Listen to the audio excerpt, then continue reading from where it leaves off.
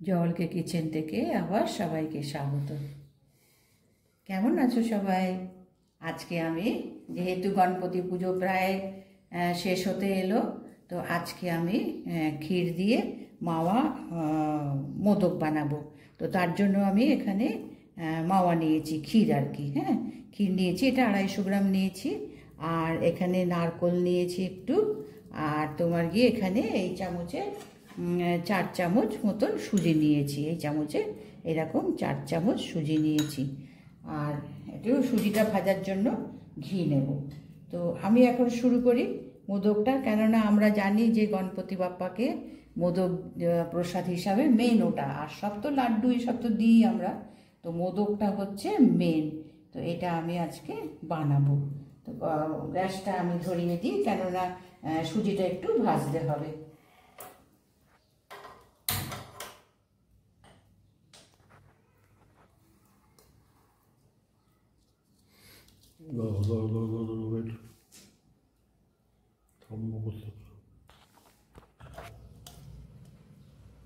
এবার সুজিটা ভাজার জন্য আমি এখানে অল্প একটু ঘি দিচ্ছি।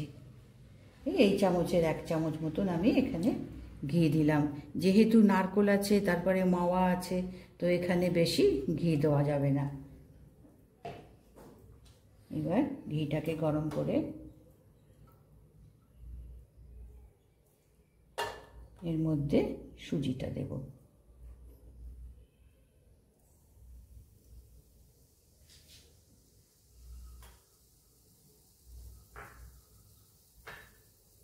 এটাকে তোমার লো ফ্লেমে একটু ভেজে নিতে হবে, মানে সুজির কাঁচা গন্ধটা যাতে চলে যায় সেই মতন ভেজে নিতে হবে। এটাকে লো ফ্লেমে করে রাখলে তাহলে সুজিটা তোমার ভাজা হবে, অথচ পুড়ে উঠবে না, ভালো একটা গন্ধ ছাড়বে। তখন এটাকে নামিয়ে নেব।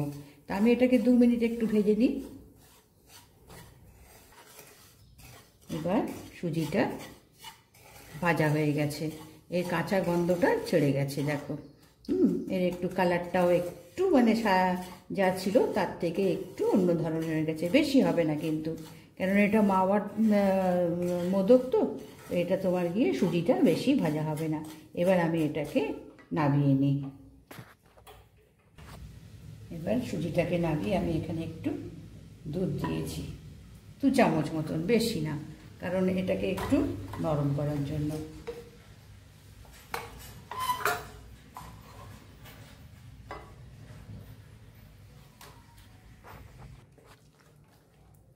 এখন খোয়াটাকে নরম করে নিয়েছি।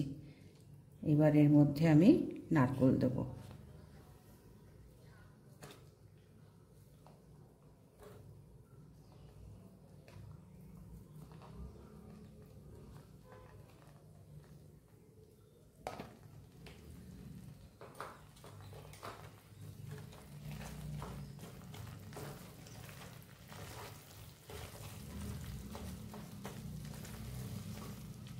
এবার একটু চিনি দেব।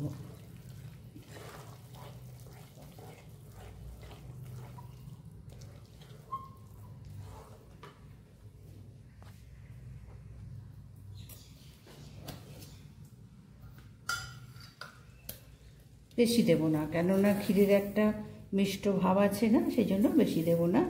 এই চামচে 2 চামচ মতন চিনি দিলাম। অবশ্যই এটা পছন্দ, মানে পছন্দ, যদি মিষ্টি বেশি পছন্দ হয় তো আর একটু দেওয়া যেতে পারে।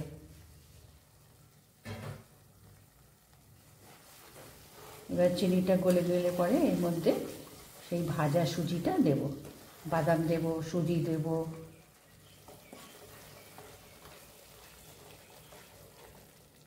চিনিটা গলে যাক।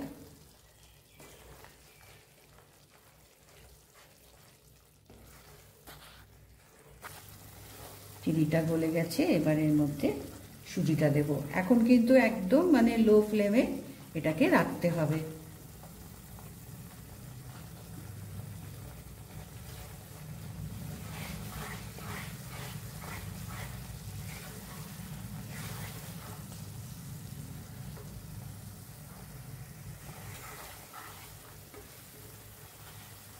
এবার এর মধ্যে আমি এখানে কাজু বাদাম আর এখানে একটু পেস্তা কুচিয়ে নিয়েছি, এটা এর মধ্যে দিয়ে দিলাম।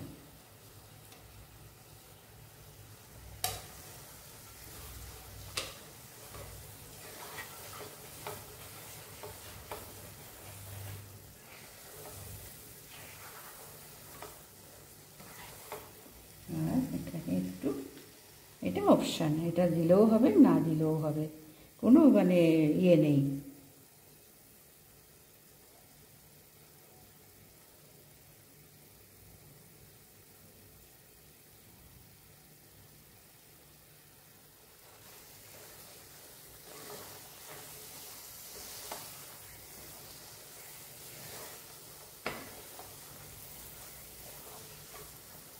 এবার আর 2 মিনিট একটু শুকনো করে নিতে হবে। আচ্ছা, এতে একটু আমি এলাচ দেব না, এখানে আমি একটু গোলাপ জল দেব।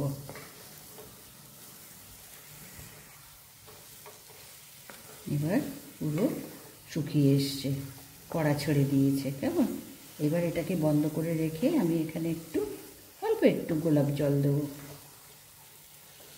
আমি এবার গ্যাস অফ করে দিলাম, দিয়ে এবার একটু গোলাপ জল।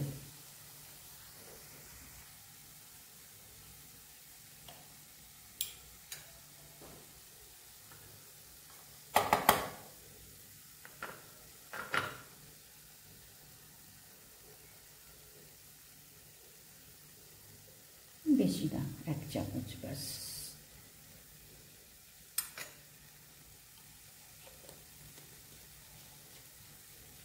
এই সমস্ত এসেন্সগুলো সবসময়ই তোমার গ্যাস বন্ধ করে রেখে তারপরে এগুলো দিতে হবে। এবার এটাকে ভালো করে মিশিয়ে নিয়ে একটু ঠান্ডা হতে দিতে হবে, তারপরে আমি মোল্ডে বানাবো।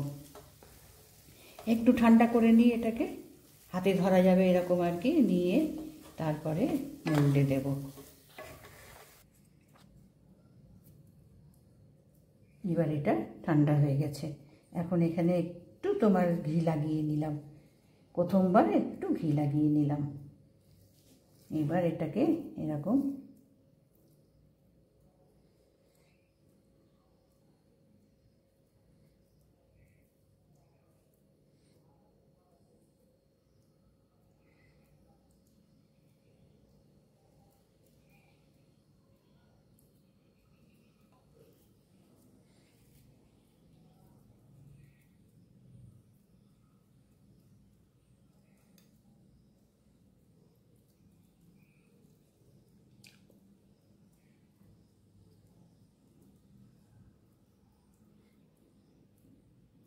ছাঁচে করলে কি হয়, হাতে করলে সেরকম মানে পারফেক্ট হয় না, কিন্তু যদি ছাঁচে ফেলে দিয়ে করতে পারি তো মোদকের শেপটা ভীষণ ভালো আসে। আমি করে দেখাচ্ছি, দেখো।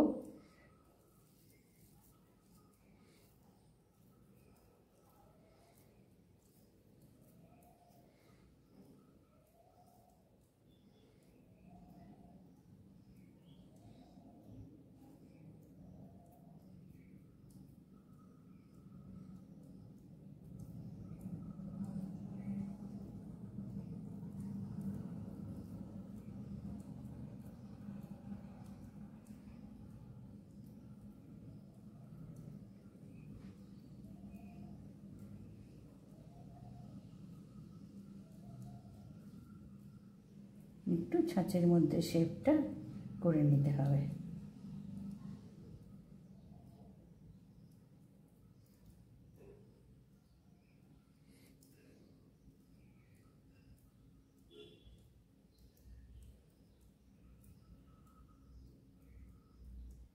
একটু কম বেশি হলে অসুবিধা নেই, বাইরের থেকে বেরিয়ে পড়লে সেগুলো তোমার গিয়ে সব চেপে বার করে নিলে হবে।